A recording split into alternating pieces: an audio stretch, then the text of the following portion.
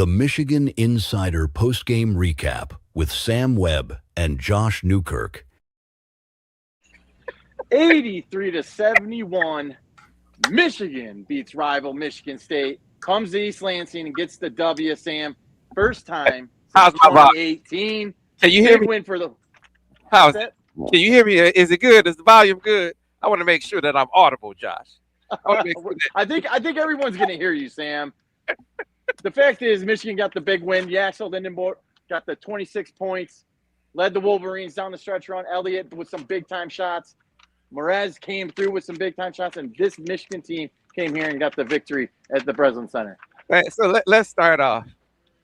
We're talking about what Izzo was crying about, what he was having a tantrum about after the game. Now, he said, I was disappointed in the officiating and the refs. I was more disappointed in my team, but see how he led. He was disappointed in the officials. You see the officials, who was at the free throw line? I can't remember who was at the free throw line. They paused the game to go over and explain the call to Izzo. Give him deference, Josh Newkirk. But if they don't get every single call, if they can get away with all of that, football or the basketball court, if that doesn't happen, then something's wrong with the referee. It was a hook and hold. There's no mistake. It was. No mistaking it. It was a hook and hold, right? And so, your team is getting these flagrant fouls, putting them in more of a hole, and Michigan's defense was stifling in the first half. What Michigan was doing to Michigan State, and this is the real problem, what Michigan was doing to Michigan State is used to doing to other people. So when they have that being done to them, Josh, they don't know how to react, or Izzo don't know how to react. Now, I give them credit for coming out of the locker room and responding. They came and said, we at home, we can't get embarrassed. We can't get run out of our own house. Can't have them kicking down the door and, stealing everything in the house. We gotta show these people who came out to see us that we here to play. So they came back. And in Michigan, what did they do? Respond. This was a test of the mettle of Michigan. And when that test was put before them, they responded in rousing fashion. In the pregame, in the preview, we talked about how in the last game, you had your three big players, your three top players in the backcourt. And Yax is in the front court, but you had Elliott Cadeau, Namari Burnett, and Yaxel Lindenborg. Elliott had 8 points and 7 points and 8 turnovers in the last game. His worst game of the year, in my opinion. Yeah, Yax went 3 for 10 from the field, right? And they won the game.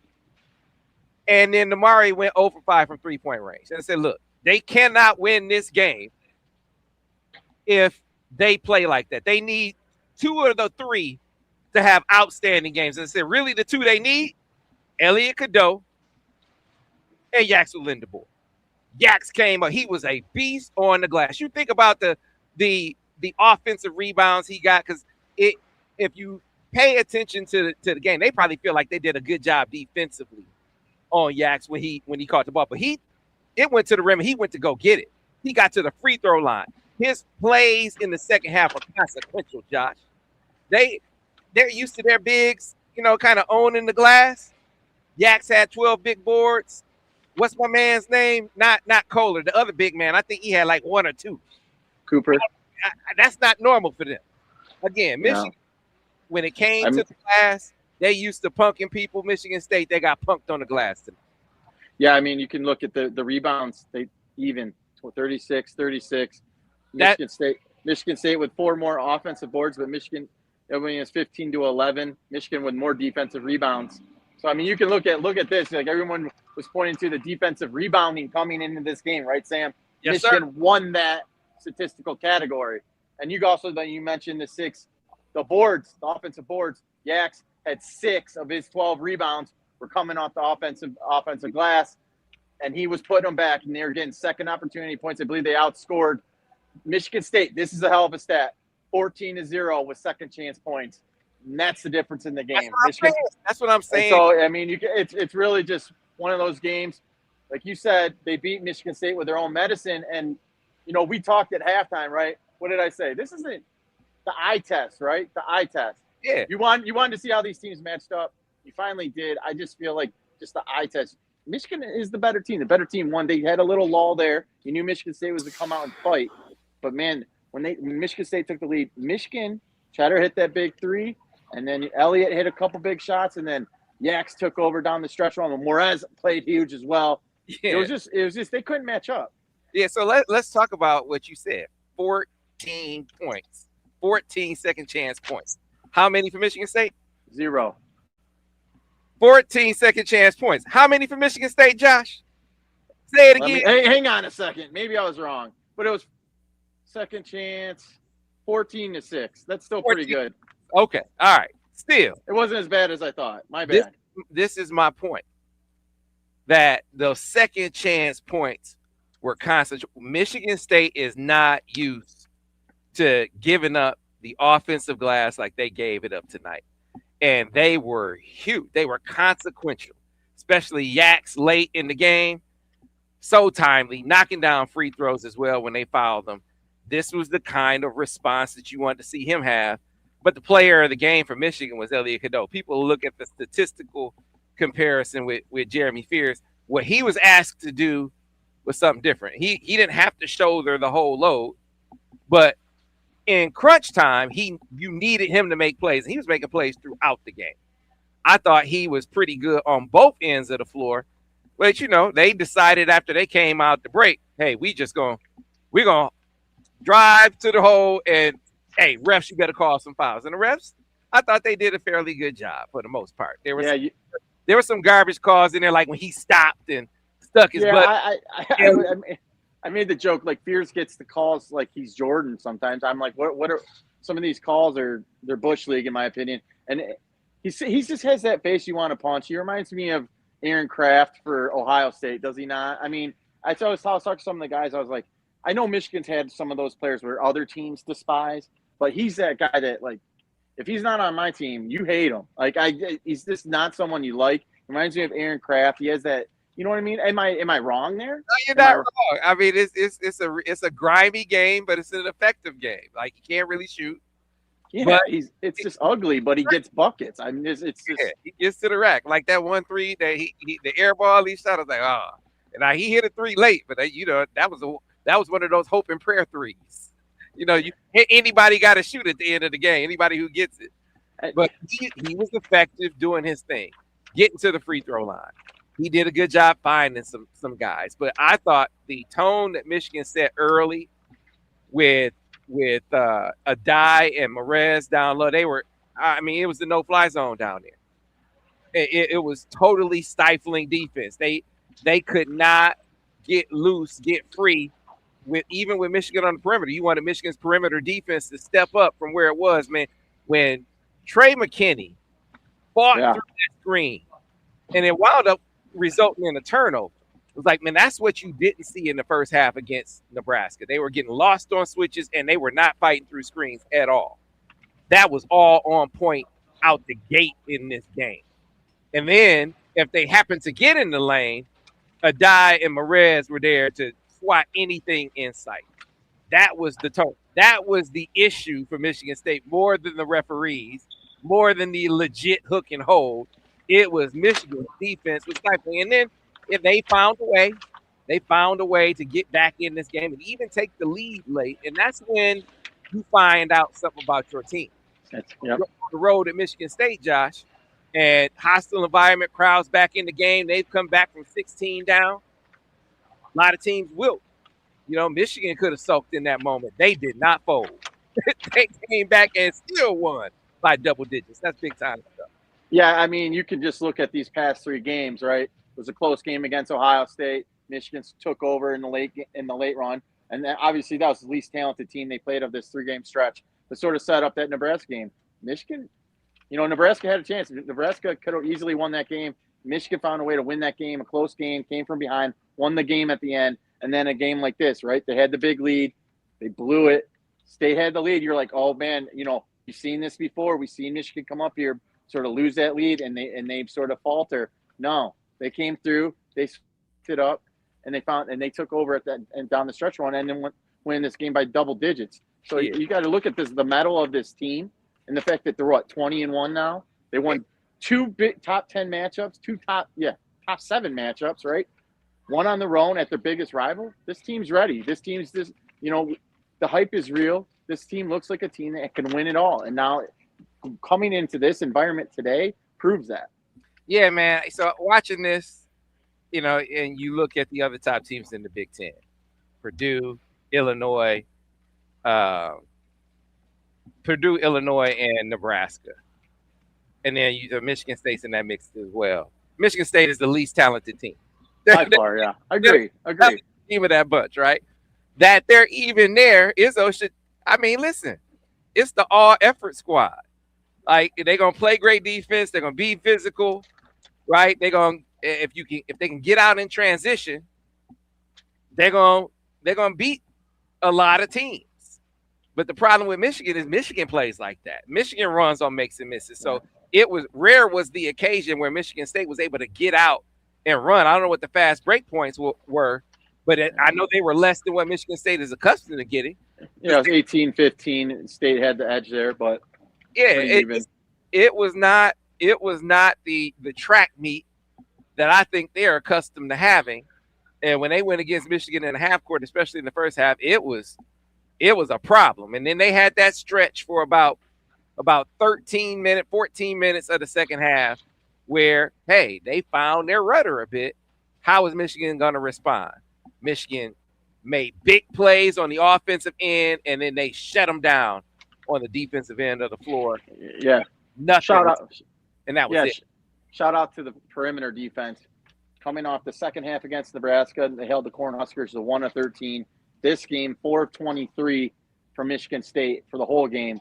So you're looking, what is that, 5 of 36? That's a hell of an effort from the perimeter defense, Sam. And that's just winning formula for basketball. There's just a lot of things that went well in this game. Obviously, they had the little lull there to start the second half. State came out, they sort of blitzed them, got back in this game. I want to give a shout out to Trey McKinney. Yes, sir. Again, he can't. He had some shots that you were like, but man, he had some shots when they needed them. He hit them, and he hit that big bucket. They were State was on that big run to start the second half, and he hit that baseline jumper. You got to give him credit. The young freshman is not afraid to take the shot when they need it. He doesn't look scared. He just does it. So he's a guy that he's just growing in front of our eyes. That was part of Izzo's tantrum too, because he had a tantrum when he didn't even make the cut for Trey McKinney. Then he goes to Michigan, and then he comes up to East Lansing and balls out. I mean, but big shots, Josh. I mean, the baseline fadeaway, in the second half that he hit from like 18 feet. Yeah, that's one. Yeah. Now, like the young fella, for this to be his first Michigan State game, and for it to be in East Lansing, and to know that crowd was going to be on. How could a guy from Flint not go to Michigan State? Flint has always been, but since Team Cleaves and Antonio Smith and those guys, that's when it sort of flipped. But before then, and we're gonna say Trey gonna swing it back to being a Michigan town, because it always was a Michigan town. Glenn Rice, right? Yes, sir. I mean, I thought did you mean a ton by the flip? Because we know that Michigan was going to get Mateen until the car flipped. But anyways, I digress. That was a little history lesson there, but Yes, sir. That was great. Hey, the young fella came up with big plays. Like in the first half, offensively, he was a focal point. I mean, they had to be like, dude, if he's hitting baseline jumpers, I mean, we play him at the 3-point line. He hit a couple of those, but damn, baseline jumper, and then that fadeaway he hit. Yeah, big minutes for Trey. So total team victory, man. In the second top 10 victory in this week. And when you consider how they played in that last game, this was against Nebraska. This was a major test for them to ramp up the intensity defensively. This is not as talented a team as Nebraska offensively. I know that. Everyone knows that. They are not as talented as the other top teams in the Big Ten, but the effort that they play with pushes you. Yeah. Can you match that intensity? And Michigan was able to do that. Yeah, Sam, I just want to, I know you hit on this a little bit, but now just soaking it all in, reflecting on this game, reflecting on this past week. What did this win mean for Michigan? What did this win prove to you, Sam Webb? It proved to me that Michigan is the best team in the Big Ten. I mean, not that I needed much convincing, but they have not been playing their best basketball of late. And frankly, they didn't play their best basketball for 40 minutes tonight. Yeah. And they still found ways to win these games. Like that's the difference, Josh. When they were blowing out teams by 30 and 40, that's Michigan clicking on all cylinders. You had 2 top 10 teams this week. I know Nebraska was shorthanded, but 2 top 10 teams this week that really were up for Michigan, ready for Michigan. And they found ways to respond to both of them when they had to. Against Nebraska, they had to come back at the very end. Against Michigan State, you had to withstand the onslaught that you knew they were going to come out with. I mean, I don't think they did a great job of stemming that tide. I think Dusty talked about, hey, I should have called timeout in that mix to try to break up some of the momentum that they had. But he found out something more about his team because they maintained their resolve and they made the plays they needed to make once Michigan State went up. They weren't allowed to have a run to keep going. Yaks went to the free throw line, tied it back up. Next time that Will Cheddar makes a 3, the next time down, Michigan goes up now, right? So, again, every time they were pushed, they responded, and then they put them away. They took them down. At the end, the most talented team shined through. It's shown through. 100%. Notch up another big win for this Michigan team. I don't know how many they got to have the most quality wins in the country. It's incredible what they have on their resume so far. Well, bro, more big games coming down the road. Obviously, you got Purdue, you got Duke, that neutral game site game in DC, and then they play the Spartans again to close out the regular season. A lot of left on the bone for this season, but you got to love where Michigan's at. I also want to say before we close out, happy early 20th anniversary to Sam and Donis. Shout out to the Webbs. Yeah. So 20 years married, 32 years together. Jeez. So it's been a minute. It's been a minute. Both came from the city of Flint. Yeah. Down to the University of Michigan, and it's been. I was born Michigan. Mom went to Michigan. It's just what it was never going to be any. That's why I say, Michigan, Flint was a Michigan town. All this stuff and all of that. Y'all realize that's just this last generation that we've been talking about that, and happened to coincide with Michigan being down. Understand that Michigan was down. So here's what else it could mean, Josh. I know we got to get out of here. John Beilein was the coach of the 2010s in the Big Ten. He was better than Izzo. He was better than Bo Ryan. He was better than Matt Painter. And just check the record. 2 championship games. Yeah. All those first-round picks he had. Like John Beilein doesn't boast. I'd be popping my collar if I was him. He was the coach of the 2010s. All right, so John Beilein he moves on to the NBA. And so order is supposed to return. And for the better part of the last, 5-6 years, it's kind of returned to where Izzo is used to it being. But Dusty came in the door, not respecting any of that. He came in the door and said, I'm going to get the best player in the state right now. And Izzo can't do nothing about it. And he couldn't. He said, I'm going to make you my priority. You're going to come to Michigan. Kid came to Michigan, Josh. And then after that, now you make some adjustments. You had to learn the ropes in the Big Ten, how physical it was and all of that. Dusty goes, and he talked about this. He said, we didn't respond well last year to certain things in the Big Ten. And we handled that in recruiting.